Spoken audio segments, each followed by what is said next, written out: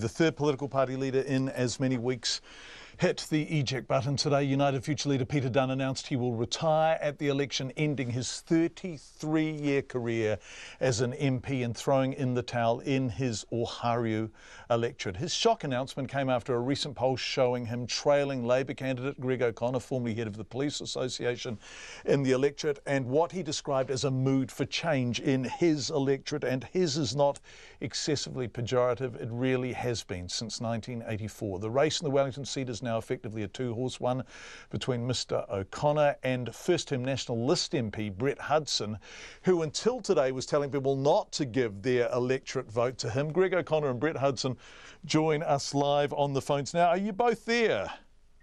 I'm here, John. Yes. Excellent. Yep, I'm here, John. Okay, it's lovely to have you with us. Greg O'Connor, can I start with you? This is actually, when you look at the party vote, a pretty safe national seat. In 2014, the Nats got 18,000 party votes. Labor got 8,500. This is a seat that understands MMP and has been electing Peter Dunne.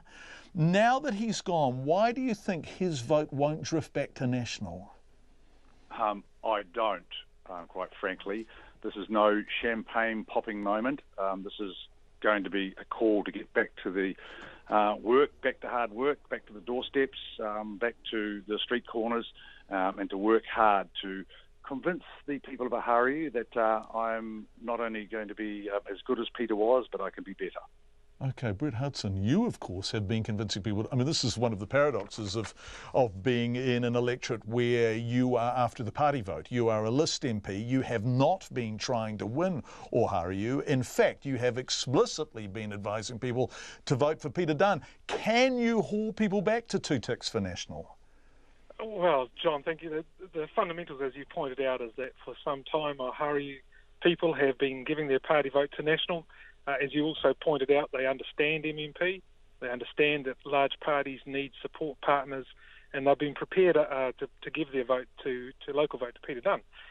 So I've spent the last 3 years, seeking to retain the trust and support of people for a national-led government. And all that's changed today is I'll augment that same message with an additional message of saying if you want a strong voice as your local representative inside a national-led government, then also give Brett Hudson your electorate vote. Except they've already got you, haven't they? And this is an electorate, and there are 3 or 4 in the country that really get MMP because these sorts of things have taken place there. The people in Ohariu already know you're in Parliament. And so isn't this an electorate that is quite happy to give their party vote to one party and their electorate vote to another? Well, and historically they've done that in support of MMP to bring about a national-led government. And let's not lose sight of the fact that the party vote is the most important vote. And I will continue the strong message all the way through to election day for people to give us their party vote. And I think, based on discussions that I'm having around Ohariu with constituents, with voters, they like the idea of having a strong local representative. And they appear to see a distinction, perhaps, between a list MP in the electorate and the electorate's MP. And so I'm offering them the choice now. And Peter, who has served the electorate incredibly well and loyally for a long time, has made the decision himself not to seek re-election. And now I'm offering the choice to say, not only can you give your party vote to national for that national-led government, but you can have a strong voice inside that government if you give your local vote to me. Right. Greg O'Connor, I'm going to come back to you in about 30 seconds because I know you want to say how I can be your strong local electorate MP, so you can have the opportunity to do that. Brett was going to say he was going to convince people to vote for me. Yeah, well, I'm sure you're both making that point. But just before we come to you, Greg O'Connor, Brett Hudson, when did you find out Peter Dunne was standing down? And is there some kind of deal being struck that he is getting out of the way because this looked like an electorate that Labor was going to snatch? And has he been promised some kind of ambassadorship, some kind of sweet deal after the fact? Do you know about this stuff? Peter gave the courtesy of giving me a call possibly about half an hour or thereabouts before he sent out his press release. Okay. And I thanked him for that. It was generous of him to do that. And no, I'm not aware of anything in the background of that. I know Peter has served the electorate well. I respect him for the work he's done, and I respect him for the way he's gone about this decision. Right, Greg O'Connor. Thank you, Brett Hudson. Greg O'Connor, let's come to you. Peter Dunne pulled out, in short, because you were polling so well. I mean, the polls suggest, and I know your internal polling suggests this, that this was a seat that you were way in front in. Is that why Peter Dunne's gone? Well, he said that on an earlier interview, that he got the indications that he probably couldn't win. So that's what he's saying. So clearly he's had that message. So the answer, I guess, is yes. Okay, so what do you offer the people in this electorate? Look, as I found out, I'd been in my previous job for 20 years, and what actually happens is that you do get to the stage where you're looking at things through the same prism, the same set of eyes, and often just having someone new, and I've got a proven record, which is outside politics. I've run big business, and I'm now bringing an outside commercial, real-world aspect to politics. Whereas I guess what Peter offered was a political view of the real world, which is quite different. So already I'm finding, even with things dealing with local issues, for instance around the mall, that being able to put pressure on people, just a different, shall we say, taking a different tack is proving effective. You would have won it if Peter Dunne had contested it, wouldn't it? If Peter Dunne had remained in the contest, you're pretty sure you would have won it, wouldn't you? John, we're all checking our phones every half hour. Yeah, ain't that the truth? Okay. The political climate is okay. so quickly. What's your sense? Yeah. I think had the election been this week, I think I could have won it. But as we all know, it's 4 weeks, and who knows what's going to happen in the next 4 weeks. There's not only the internals here, there's a lot of external factors at play as well. Brett Hudson, you said the party vote is the important one, and that does determine the size of the party in Parliament. How hard do you need to try to win this electorate for the Nats if you are clocking 18,000 party votes? Well, as I said, I think people see the distinction between the different representation they can have locally. They see an importance and a legitimacy, I guess, is the way you could frame it, around an electorate MP. So I'll be working hard to get both votes, but I never lose sight of the fact that it is the party vote that will determine the size of our caucus. It'll determine fundamentally whether or not we are able to form a government on our own or with partners. So without question, it's the campaign I've been running for months, and I'll continue to press that message. I'll just add to it, but let people know that if they want a strong voice inside a national-led government, they can give their local vote to me. Greg O'Connor, have you felt a greater sense of engagement, a greater interest in the Labour Party, people wanting to talk to you more since the leadership change? The answer is yes. I think there's definitely been a mood change. I think changing a vote is a two-stage process, is a push and a pull. People have been sort of pushing, ready for a change, but there was nothing sort of really pulling them in any direction until 2 weeks ago. And I think that's what's happened. This is quite a diverse electorate. I've been door knocking in each of the a lot of the different socioeconomic areas. The message is very much the same. I really think that the polls that we saw over the weekend are very reflective of what I'm hearing.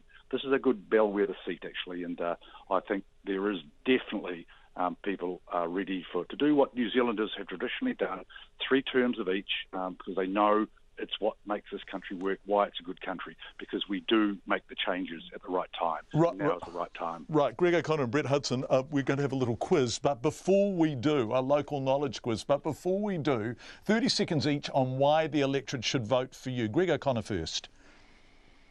Well, because especially now, you've got someone who has got a proven record of knowing how to achieve what needs to be achieved. You've got someone who's lived in the electorate, not just in one part, but lived all over the electorate, 5 different places actually. He's played sport in the electorate, actually even been in the Kandala Arts Theatre and some productions there. So knows people, proven track record, have successful record of running business outside the electorate and bringing that and applying that to politics and being a very effective voice for the people of Ohariu. Greg O'Connor, who's running for Labour. Brett Hudson, who's running for National. Why should people vote for you in 30 seconds or less? Thank you. The people of Ohariu have shown in the past that they support and value a national-led government. I'm asking them to return that through their party vote. And if people want a strong local voice inside of the national-led government that they favour, then I'm asking them to give their vote to me, Brett Hudson, to make sure that the communities and the people within Ohariu have that very strong voice in that government. I've worked for 3 years in the community. A lot of people know the work I do for individuals and families and groups in the community. I'm asking them to give their trust, put their trust in me. They'll see that it was well placed and deserved. Brett Hudson and Greg O'Connor, both sounding like they give a damn. Thank you both so much for joining us. A quick quiz before we go. What's the first stop on the train line into Wellington after you leave Johnsonville?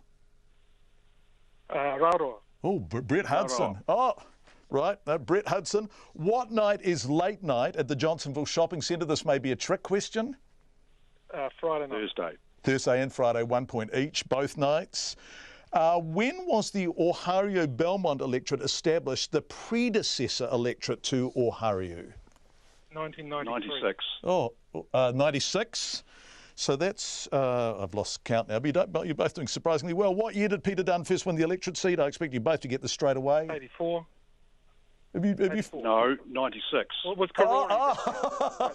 That was a little bit of a trick question. I think you're both right there. It was 84. No, but 96 it was. It was Ohariu before then. I'm sorry. Yeah, the boundaries were redrawn. Yeah, you're both right. When did the Naya Gorge Road reopen after being shut due to slips? That was last Tuesday. Friday. Yep. And finally, it opened and then closed again. Yeah, that's right. And finally, who was the ACT candidate in 2014? This is just an infinite question because I like his name so much. Sean Fitzpatrick, but not the rugby player. player. That's right. Thank you. I think that's a dead heat. Thank you both. Oh, you got me on that one, Brett. Nice to talk to you both. And good luck. May the electorate be the winner on the day, if you know what I mean. Thank you both for joining us, Greg O'Connor and Brett Hudson, who are both running for Ohariu, the Wellington electorate that has been Peter Dunne since 1984. Fascinatingly, he's standing down. Greg O'Connor was a long way ahead for Labour, but in terms of the party vote, this is a safe national seat, 18,000 party votes compared to 8,000 Labour votes last time round for the Nats, so a 10,000 vote majority in the party, but they've been voting for United Future. Peter Dunne's gone. The Greens stood aside to make way for Greg O'Connor to win it for Labour, so it is now effectively a straight two-horse race, Labour against the Nats, Greg O'Connor versus Brett Hudson. Thank you both to Greg O'Connor and Brett Hudson for joining us.